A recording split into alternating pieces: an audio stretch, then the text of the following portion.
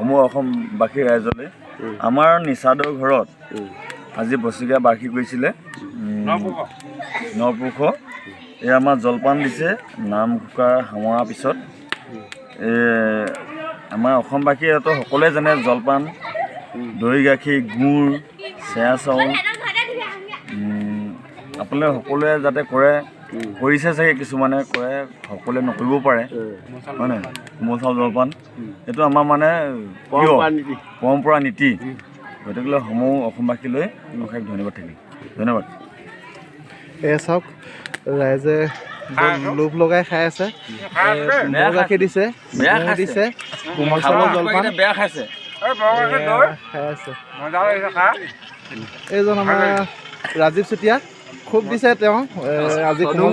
কোমল চাউল খাই ভাল পায় বোলে কোমল চাউল খাই ভাল পায় বোলে তেখেতে ঘৰত ভাত নোখোৱাকৈ আহিছে